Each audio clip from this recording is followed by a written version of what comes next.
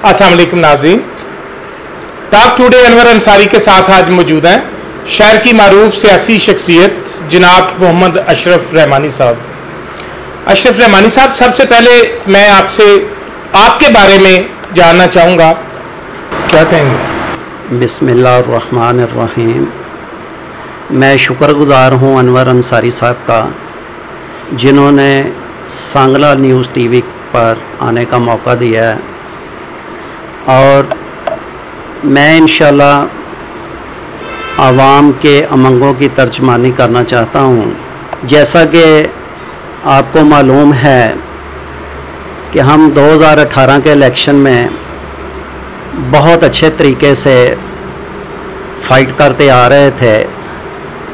चंद नागज़ीर वजूहात की बना पर, या यूँ कह लीजिए कि टेक्निकल बेसिस के ऊपर हम नॉकआउट हो गए। चलो खैर, मैं और मेरा लीडर तारक महमूद बाजवा साहब, हम आवाम के शुक्रगुज़ार हैं जिन्होंने इतनी मोहब्बतें हमको दी। तकरीबन 1,05,06,000 के करीब वोट दिया। हम आवाम के तहे दिल से शुक्रगुज़ार हैं कि जिस मोहब्बतों से उन्होंने हमें नवाजा है, हम सारी ज़िंदगी भी उनका शुक्र अदा करते रहें तो फिर भी कम है। इसी तरह मेरे लीडर के सीने में भी आवाम का दुख, आवाम का सुख, आवाम की मोहब्बत पिनपनाती है। इंशाअल्लाह अल्लाह पाक ने फिर मौका दिया तो हम पूरी तैयारी के साथ मैदान में उतरेंगे और जिस तरह आवाम ने हमारे साथ पहले मोहब्बत का इज़हार किया है, मैं उम्मीद करता हूँ आइंदा भी इंशाअल्लाह आवाम हमारे साथ मोहब्बतों का इज़हार करेगी। आवाम हमारे साथ भरपूर तरीके से मोहब्बत करेगी और इंशाअल्लाह कामयाबी, कामरानी एक मर्तबा फिर हमारे कदम चूमेगी। रहमानी साहब, आपने जिक्र किया पिछले इलेक्शन में नॉकआउट का, उसकी वजह क्या थी? क्या वो आप कैसे वो इलेक्शन में नॉकआउट हुए? अंसारी साहब, ये बड़ा ही आपने पेचीदा और बड़ा डीपली क्वेश्चन कर दिया है। जैसा कि पब्लिक को भी पता था और दूसरे अदारा जात को भी पता था, एजेंसीज की जो रिपोर्ट थी उनको भी मलहूज़े खातर रखें तो रिज़ल्ट इलेक्शन से पहले ही डिक्लेयर हो चुका था, लेकिन बदकिस्मती से दुश्मन के लिए या मुखालफ के लिए या सियासी हरीफ के लिए एक भी दरवाज़ा खुला नहीं रखना चाहिए। और हम मानते हैं कि हमसे कुछ गलतियां हुई हैं। बहुत से दरवाज़े हमारे खुले थे जिसका फ़ायदा मुखालफीन उठा गए हैं। आइंदा इंशाअल्लाह जब भी मौका मिलेगा, तजर्बात से बंदा सीखता है और कोशिश करेंगे। जीत कर तो बंदा बहुत सी गलतियां जो है अपनी या खामियां जो होती हैं उस पर तवज्जो नहीं देता, लेकिन हारने के बाद बंदा बहुत कुछ सीख जाता है, अपनी खामियों पे तवज्जो देता है और नेक्स्ट वो गलती दोहराने की कोशिश नहीं करता। और इंशाल्लाह हम भी कोशिश करेंगे कि जैसा माहौल हुआ, अब विकेट को देखकर हम पॉलिसी अपनाएंगे कि हमें किस तरह खेलना है। हमें जारहाना खेलना है, हमें डिफेंसिव खेलना है, या हमें मौसम के मिजाज के मुताबिक खेलना है। आप मुस्लिम लीग नून के ओहदेदार थे, आप इलेक्शन जीते। जब आप मुस्लिम लीग नून से निकले हैं तो आप नॉकआउट हो गए। इस नॉकआउट और जो गलती का जिक्र कर रहे हैं, वो गलती क्या थी? नहीं, मेरा मतलब ये नहीं है कि हम आज़ाद हैसियत से इलेक्शन कंटेस्ट कर रहे थे तो इसलिए हार गए। नहीं, हरगिज़ मेरा मतलब ये नहीं है। देखिए, अवाम की असल जो भी लीडर होता है उसकी असल ताकत जो होती है वो अवाम होती है। उसकी असल ताकत उसका हल्का होता है। अल्हम्दुलिल्लाह मैं पहले ही गुजारिश कर चुका हूँ कि अवाम ने हमारे साथ भरपूर मोहब्बत की है। अवाम ने कोई ऐसी कसर नहीं छोड़ी। हम वोटों से नहीं आ रहे। मैं अब भी बरमला कहता हूँ कि हम वोटों से नहीं आ रहे, हम टेक्निकल बेसिस पे नॉकआउट हुए हैं। टिकट कोई ज़मानत नहीं होती। अगर टिकट ही जीतती है तो बहुत सारी सीटें हार जाते हैं टिकट लेकर भी कैंडिडेट, ये कोई इशू नहीं है। ये पार्टी में रहने का और पार्टी में ना रहने का, ये हार की वजूहत ये नहीं है बनी। रहमानी साहब, आप आइंदा आप किस पार्टी से इलेक्शन लड़ेंगे? हाँ, मैंने पहले गुजारिश की है अंसारी साहब, ये वक्त आने पर फैसला किया जाएगा इंशाल्लाह। जो गलतियां हमसे पहले सरजद हुई हैं कोशिश करेंगे उन पे काबू पाने की।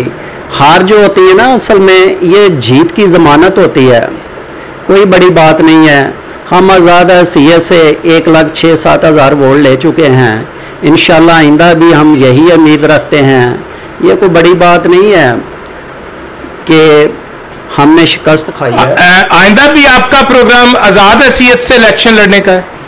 मैंने पहले गुजारिश की है, ये माहौल को देख के हम फैसला करेंगे।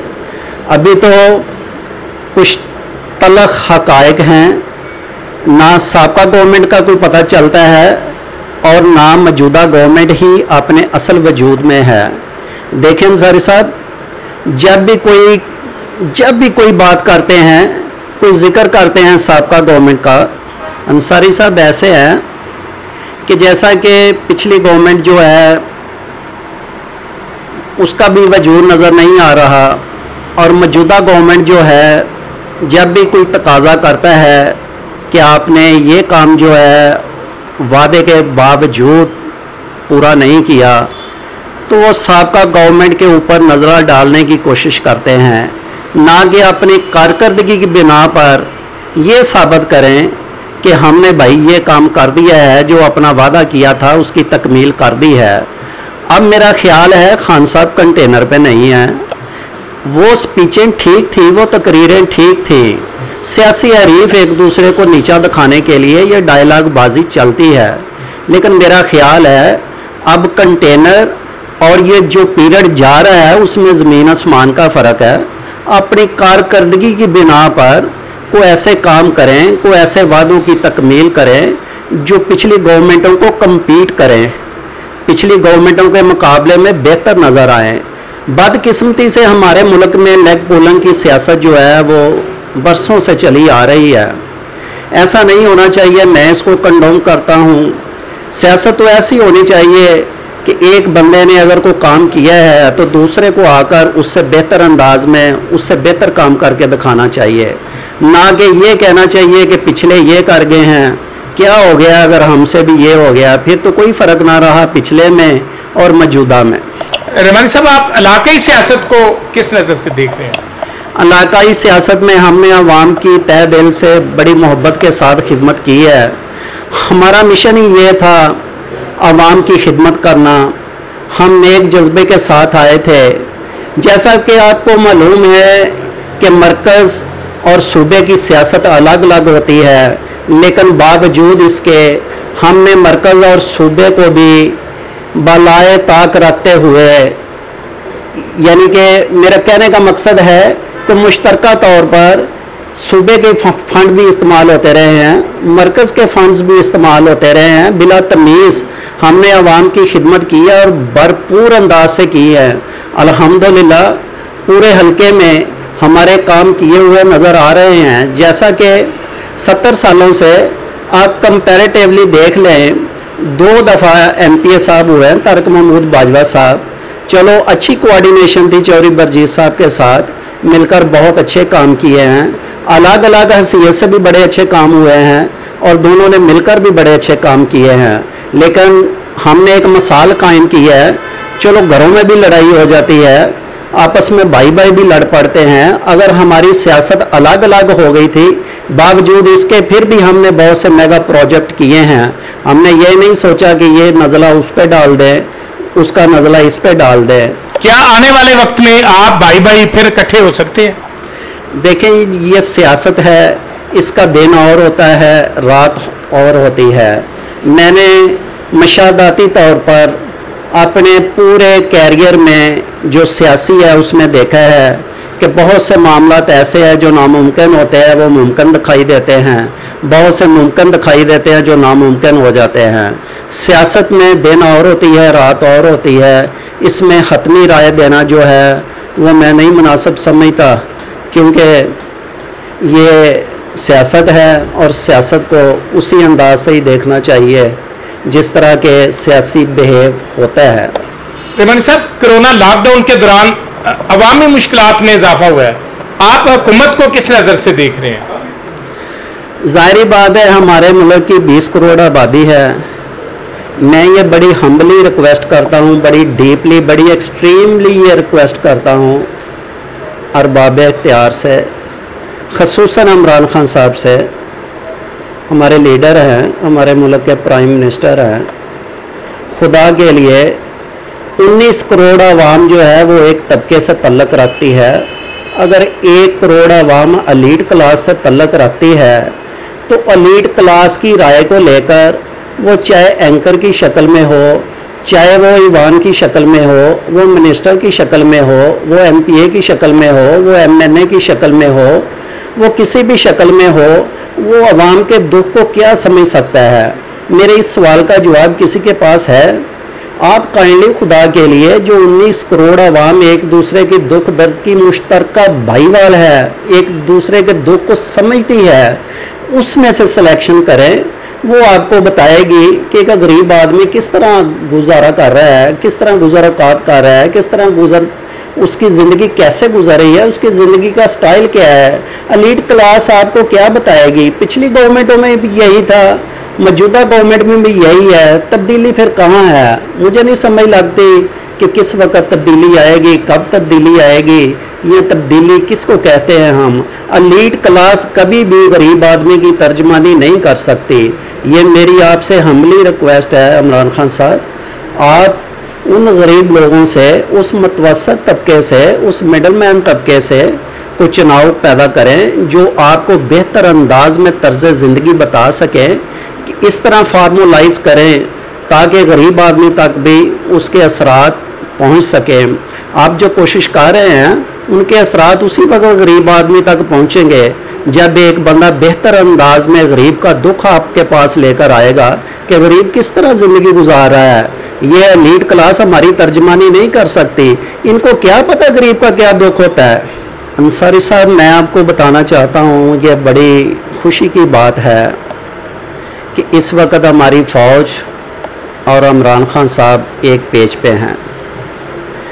मैं ये खुशी कबूल करता हूँ कि बड़ी अच्छी बात है कि दोनों पावरें एक पेज पे हैं, और मैं ये मशकूर हूँ अपने आर्मी चीफ साहब का कि अगर वो एक पेज पे हैं तो जो दूसरे अदारा जात हैं जो कि इस मुल्क में रीढ़ की हड्डी साबित है, उनको भी साथ मिलाकर चलाएं ताकि जब ये कम्बिनेशन बनेगा तो इंशाल्लाह बेहतर अंदाज से इस मुल्क की नुमाइंदगी भी होगी और इस मुल्क के हालात जो हैं, जो मसाइल हैं, उनको बेहतर अंदाज में हल कर लिया जाएगा।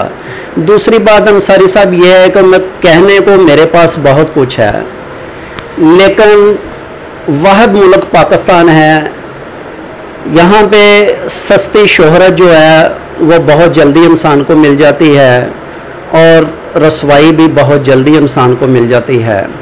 मैं आपको बताना चाहता हूँ कि हमारे मुल्क की ये रीत है और दस्तूर ज़माना भी यही है और अल्लाह पाक का आइन और कानून भी यही है कि झूठ को सज़ा ज़रूर मिलती है, लेकिन पाकिस्तान के अंदर मैं समझता हूँ सच को सज़ा मिलती है, सच्चे आदमी को सज़ा मिलती है, झूठे को नहीं मिलती।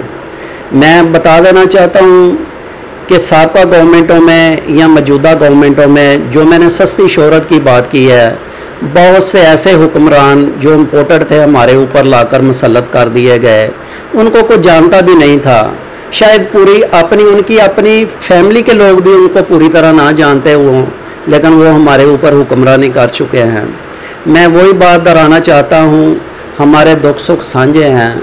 हमें एलीट क्लास नहीं चाहिए, हमें उस क्लास से बंदा को चुनाव करना चाहिए जो नुमाइंदगी कर सके, जो बेहतर अंदाज में दुख सुख पेश कर सके। दूसरा ये है कि ये जो बात मैंने की है कि यहाँ सच बोलने की सज़ा मिलती है, तो मेरे सामने बहुत सी ऐसी मिसालें हैं, लेकिन मैं उनकी भीड़ नहीं चढ़ना चाहता। मुझे भी पता है कि सच का यहाँ क्या पैमाना रखा हुआ है। ये नहीं, मैं गवर्नमेंट को नहीं अटका रहा मेरे भाई। मैं 70 सालों से जो कुछ हमारे मुल्क के अंदर जो हिस्टोरिकली मैंने पढ़ा है और जो मुशाहदाती तौर पर अपनी आँखों से जब की समझ बूझ आई है, देखा है, पाया है, उसमें यही मैंने चीज़ देखी है कि सच इंसान के गले का फंदा बन जाता है। बस यही बात है, यही हमारी बदकिस्मती है। जब तक हम दीन के साथ लगाव नहीं पैदा करेंगे, सच बोलने की जुर्रत पैदा नहीं करेंगे, उस वक्त तक हमारा हाल यही रहेगा। रहमानी साहब, सच सच और सच सदा का कहत पड़ेगा तो हम ही बोलेंगे। सच पे आपकी पार्टी ने क्या कुछ नहीं किया, इस हवाले से कुछ कहेंगे? मेरा इशारा शायद समझ गए हूँ।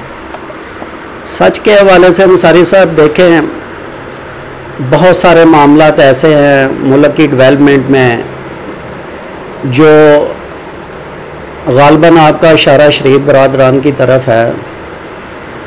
बड़े बेहतर अंदाज में उन्होंने मुल्क के मामलात को ड्राइव किया है और बहुत से मेगा प्रोजेक्ट जो हैं वो अपने मुल्क को दिए हैं।